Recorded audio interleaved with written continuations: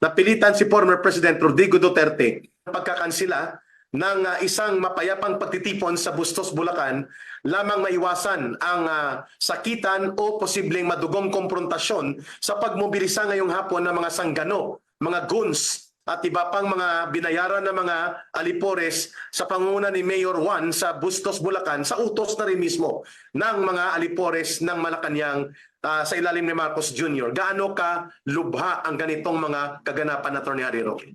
Napakalungkot pong pangyayari ito, no? At gaya ng sinabi mo, mas malala pa ito sa martial law kasi at least ang martial law nagkakaroon ng deklarasyon. Ito, wala pang deklarasyon ng martial law, pinasarado ng SMNI at pinasusupil na ngayon ang karapatan ng taong bayan na magtipong-tipo, na mapayapa para iparating ang kanilang saloobin. Alam niyo po, itong right to peaceful assembly, ito po ay isang karapatan na nanggagaling po yan sa Bill of Rights. Hindi po yan nanggagaling sa gobyerno, hindi po yan nanggagaling sa LGU. Lumang-lumang kaso na po, Primicius versus Pugoso, hindi po galing sa LGU ang permit para mag-rally. Ang aming permit po ay galing sa saligang batas. At ang lamang ng LGU ay yung time, place, and manner ng kanyang pagrarally. No? At alam nyo ba ho, nung panahon ni PGMA, tayo pa po ang nagpunta sa Korte Suprema nang pinagbawal po mag-rally dyan sa Misan Beda na malapit sa Malacanang. Tama. Sabi ng Korte Suprema, no? Inulit yung Primicius versus Pugoso na hindi ang lokal na pamahalaan ang nagbibigay ng approval para mag-rally. Sila ay time, place, and manner lamang. At kapag ang lokal na pamahalaan na hindi nag-approve ng rally permit ng walang dahilan, bukod sa clear and present danger, deemed approved yan. Yun. Alam ko pa yan dahil lang ginawa ko po ay talagang nag-rally kami ng walang permit dahil ayaw magbigay ng permit. Ang sabi ko sa mga estudyante ko, mag-Sunday best kayo, magpakasosyal kayo doon nang hindi tayo maging clear and present danger dahil mga sosyalista yung mga nagrarally doon. Ano bang tawag dyan sa lugar doon sa Misan Beda? Mendiola. Deklara nilang no rally zone ang Mendiola at doon pinatunayan namin na wala silang karapatan na magdeklara na kahit ang lugar na no rally zone dahil sa mulat-mula pa, ang sabi ng ating Korte Suprema, ang ating mga kalye ay talagang held in trust para sa mga mamamayan para magtipon-tipon, hindi talaga yan para sa mga sasakyan. Yan ay para sa mga mamamayan, magtipon-tipon at ipahayagan sa loobin nila na napaka-importante sa isang demokrasya.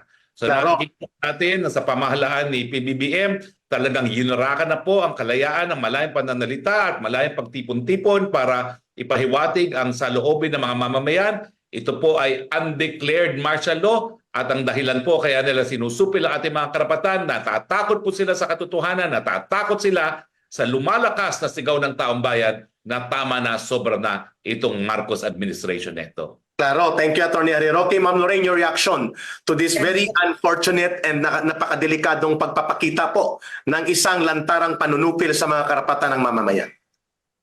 Yeah, Attorney Spokes, you just said Bill of Rights versus yung pag sa LGU nang galing. Ano po yung pagkakaiba nun? Can you educate all of us here kung gaano kabigat at ano yung Bill of Rights? Attorney Harry Roque, excuse me, Attorney Harry Roque, kasi nagsabi ngayong hapon si Mayor Juan na nasa otoridad daw niya na pigilan ang kaguluhan kaya hindi siya nagbigay ng permit. Ang kanyang konsepto ng rally ay kaguluhan kaagad. Attorney Harry Roque. Unang-una, ang sabi po ng Korte Suprema doon sa kaso na hinain natin, no, na IDP versus City Mayor of Manila, ang tanging dahilan para hindi maaproba ng rally permit ay kung mayroong clear and present danger. Bakit? Mambobomba ba ako? Mambobomba ba si Lorraine? Mambobomba ba si Eric? May dala ba tayong mga sandata? Hindi po natin ginagawa yan. Ang gumagawa dyan, yung kaalyado nilang teroristang CPP-NPA. Wala pong CPP-NPA na terorista sa ating hanay. Ang ating mga armas ay ating mga bibig, ang ating mga damdamin, no? At siyempre, yung presensya ng mga napakadaming mga mamamayan na nagpapahiwatig na pikam-pika na sila dito sa pulboronic administrasyon ni PBBM. Alam po natin na napipikom na ang may bahay ng ating presidente na sabi niya, the Vice President crossed the line, ang tinawag niyang bangag ang ating presidente. Wala tayong magagawa kung may katotohanan dyan. Dahil kung wala namang katotohanan, bakit siya nasasaktan? Dapat yan, binabaliwala lang niya kung walang katotohanan. Pero ngayon, lalo tuloy lumalakas ang suspetsya ng taong bayan na baka nga pulboronic itong ating presidente dahil pati ang mga mapayapang pagtitipon para ipahiwatig ang ating mga kalooban ay sinusupil.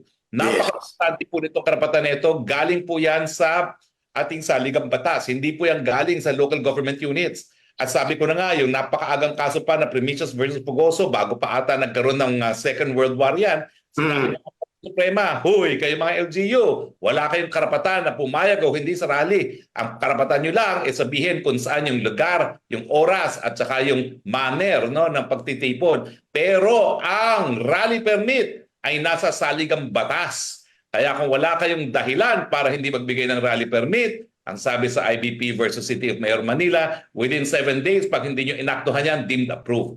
Iyon. Ang lungkot dito, ang rally nasa pribadong property. Hindi kayo na kailangan ng rally permit yan. In fact, kung ginawa natin ito sa Freedom Park, hindi rin kinakailangan ng rally permit. Tama. Dahil ngayon, talaga nagdeklara sila na may mga lugar na hindi na kinakailangan ng rally permit dahil talagang wala namang kapangyarihan na pumayag ang lokal na pamahalaan para mag-rally. Karapatan ng taong bayan yan na hindi na kinakailangan ng pagpayag ng LGU. Kaya nga lang, ang iniiwasan ni dating Presidente Rodrigo Duterte ay yung karahasan. Dahil ang balita ay binarikada na ng pulis yung private property kung saan natin gagawin at kung tayo magpupumilit na pumasok doon, eh, mukhang handa sila na bastunin ng mga tao na talagang parang balik tayo sa mga panahon ng martial law. Klaro.